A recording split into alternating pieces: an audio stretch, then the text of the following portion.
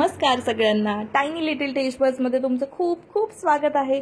उन्हाळ्याची कडकडून सुरुवात झाली आणि असंच काही कडकडून उन्हाळ्या कामाला देखील सुरुवात झालेली आहे. तर मी इथे बनवले आहेत तांदळाच्या सालपापड्या. ह्याच्यासाठी मी 2 वाटी तांदूळ घेतलेत आणि हे एक परात आणि प्लेट भरून जेवढ्या सालपापड्या आहेत, एक 40-45 सालपापड्या तेवढ्या 2 वाटीमध्ये तयार झालेल्या आहेत. मी कमी क्वांटिटीचे बनवले कारण माझ्याकडे ही एकच विंडो ग्रिल आहे जिथे मी वाळवणं करणार आहे. माझ्याकडे टेरेस किंवा अंगण असं काही ऑप्शन नाहीये. तुमच्याकडे असेल तर तुम्ही बिंदास जास्त क्वांटिटीचे बनवू शकता. तर हे टोटल प्रोसेसला मला 4 दिवस लागले. 3 दिवस तांदूळ भिजत घालण्याचे आणि 4था दिवस सालपापड्या करण्याचे आणि उरलेले पुढचे 7-8 दिवस रोज वाळवण करण्याचे.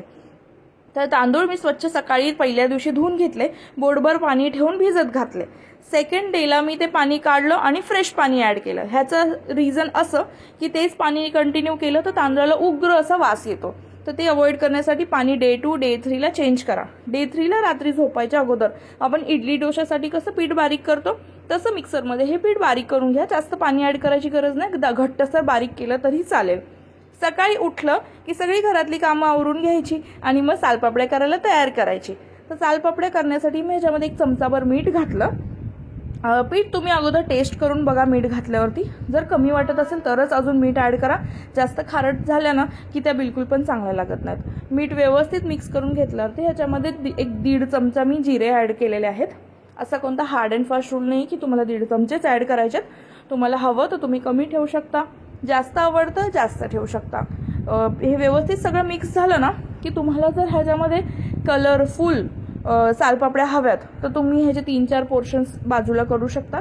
त्याच्यामध्ये फूड कलर ऍड करा, red, jalebi colour, green colour, जो काही तुम्हाला आवडतो तसा. आणि ते वेगवेगळे कलरचे मिक्सचर्स तुम्ही बाजूला करून तसे सालपापड्या करू शकता. इथे मी 2च कलर केलेत. ऍक्च्युली मी व्हाईट कलरचेच करणार होते, पण नंतर पीठ जेव्हा थोडंसं कमी राहिलेलं तेव्हा माझ्या मनात आलं की थोडासा कलर हवा, पण माझ्याकडे तेव्हा फूड कलर अवेलेबल नव्हता. तर सो मी चिमूटभर हळद घातली आणि मग त्यामुळे त्याला पिवळा कलर आलेला आहे माझ्या उरलेल्या थोड्याशा 10-15 सालपापड्यांना. तर तुम्हाला फूड कलर हवा तर तुम्ही बिंदास ऍड करू शकता, दिसायला छान दिसतात. तर मग आता हे पीठ तयार आहे. पाणी अर्धा ग्लास घातलंय मी याच्यामध्ये, थोडंसं पातळ कन्सिस्टन्सी करण्यासाठी.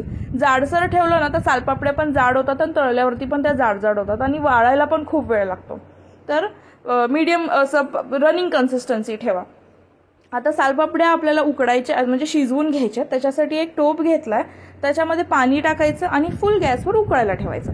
ते पाणी उकळतं तोपर्यंत अशा मी एक डिश घेतल्यात. ह्या माझ्या नॉर्मल म्हणजे पातेल्यावर किंवा टोपावर झाकायच्या प्लेट्स आहेत, त्या मी घेतल्या. तुम्हाला हवं तर तुम्ही घरातल्या कोणत्याही घेऊ शकता.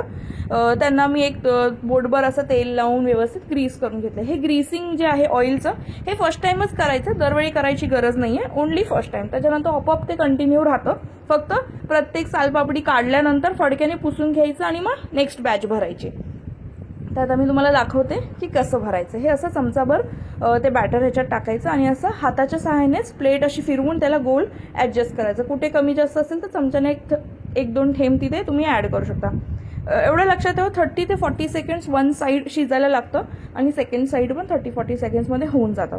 वरती थोडंसं तुम्हाला जर दिसेल ना की ते आता शिजलंय तर तुम्ही तुरंत ह्याला पलटी करायचं. पलटी करताना हाताची काळजी घ्या कारण की वाफ एकदम हातावर येतो, त्यामुळे कपडा किंवा पक्कड वगैरे याचा वापर करा. असंच ते शिजतंय तोपर्यंत तुम्ही दुसरी प्लेट भरून घेऊ शकता. एकट्यानं जर तुम्ही करणार असाल ना तर 1 तासभर लागतो आणि थोडं स्लोच करा, घाई करू नका. जर ओव्हर कुक झालं ना तर मग त्या चांगल्या होत नाहीत, त्यामुळे आरामात करा. इथे माझ्याकडे लकीली त्या दिवशी मम्मी होती हेल्पला, त्यामुळे मी फटाफट भरून उकडून घेत होते आणि मम्मी मला काढायला मदत करत होती. काढण्यासाठी सुईचा वापर करायचा. तो कसा करायचा मी पुढे तुम्हाला व्हिडिओमध्ये दाखवणार आहे. व्हिडिओ शेवटपर्यंत बघा.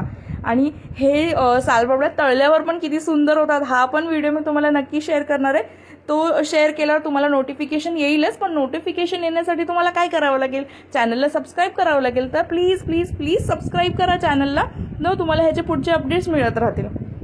आता मी हे 4-5 आहेत ना ह्या सलग करून घेतलेल्या आहेत. आता हे बघा सुईच्या सहाय्याने असं पहिला कडा अशा बाजूच्या मोकळ्या करायच्या आणि उचलायचं. हे जेव्हा सुरुवात करताना तर प्लास्टिक अगोदरच तयार ठेवा धुतलेलं, जेणेकरून आयत्या वेळी गोंधळ होणार नाही. सगळी तयारी करून मग शिजवायला सुरुवात करायची, जेणेकरून जेव्हा काही हे एका मिनिटामध्ये सालपापड्या शिजून तयार होतात. त्यामुळे आपलं अगोदरची पूर्वतयारी होणं महत्वाचं आहे. बघा किती सुंदर सालपापड्या आलेल्या आहेत. एका दुसरी फाटली फुटली तरी काही हरकत नाही, फाटणार फुटणार तरच तुम्ही पुढे शिकणार ना. तर फाटल्या फुटल्याला पण वाळवायचं, तळून खायच्या, काय होत नाही.